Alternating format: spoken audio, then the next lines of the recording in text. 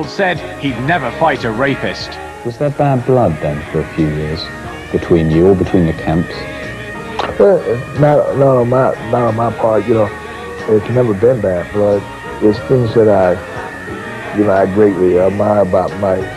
Explosive moves, and he's a student of the game, and he's the one that, I guess in general in boxing, was fading out. He's the one that kind of brought interest back into boxing. Tyson's release and return to glory paved the way, finally. He said that he would never fight a rapist. Under the darkest cloud, 12 years after they'd first met. For Holyfield, his greatest win. For Tyson, respect but regret. I haven't been training properly. I think they just haven't been doing disciplining myself well. And I'm going to just try this one time to do the right thing. He's brought back trainer Richie Giacchetti, and despite another postponement, Tyson now has the chance to match Holyfield's place in history.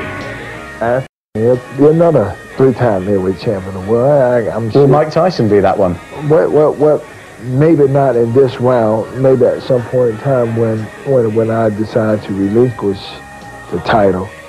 Well, that's by way of a warning to Tyson, I suppose. When you're in the middle of a fight like this, Duke, is it impossible to take it as a standalone, or do you have to think about what happened the last time? I think you've got to think about what happened the last time, particularly, you know, the way the fight ended. And I genuinely believe that Holyfield is going to do exactly the same, if not, you know, go one step better and end Mike Tyson's career finally. Because Mike Tyson can't change. He can't, like, outbox Evander Holyfield, and Holyfield can outbox Tyson. But what Holyfield showed in the last fight was that he could outmuscle and outpunch and outstrength Tyson. So, you know, whichever way I look at it, I just can't see Tyson pulling it off. Unless he gets off to such a good start, you know, like in the first couple of rounds, and nails Holyfield like early, which I just don't think he can do. I just don't think he will do. Eyeball to eyeball, Tyson and Holyfield, but whose arm will be lifted on Saturday night? Tyson's noisy cheerleader, Crocodile, was trying to provoke Holyfield. This time you're fighting Iron Mike Tyson, and there's no man in the heavyweight division gonna beat him. You fought Mike the first time. You didn't fight Iron Mike Tyson. You fought Mike. But nothing short of the outbreak of World War itself would seemingly ruffle Holyfield, though Tyson has always hated these media gatherings, holding most reporters and their questions in complete contempt. I'm not going to answer your question. I'm all right. I'm okay. Did you make a mistake in the first fight that you planned to correct this fight? Was it something that you overlooked? Sure, I lost the first fight. That's the biggest mistake there is. Yeah, exactly. We're corrected by winning. I'm confident I'm gonna win. Okay, I'm just ready to fight. Your guys are talking. People on his side are talking. They're not fighting. People on my side are talking. They're not fighting. But I'm gonna fight, and he's not gonna have the championship come Saturday night. Holyfield sees it all like this.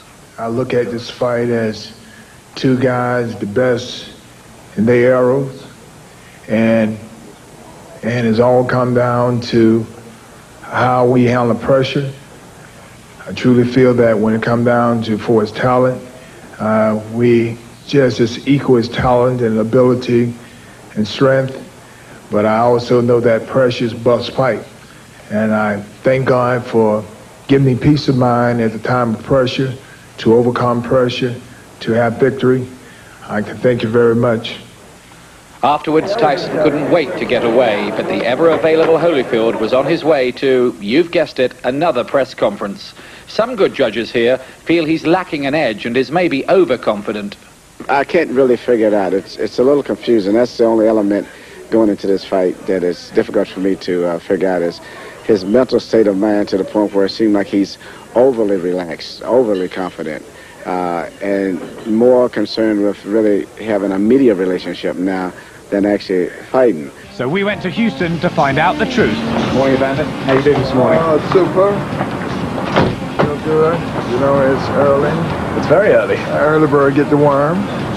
And, you know, the one who get up early is the one who prospers in life.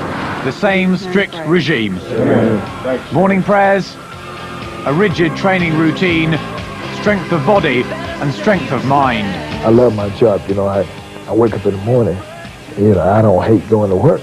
I love what I'm doing. New exercises have also been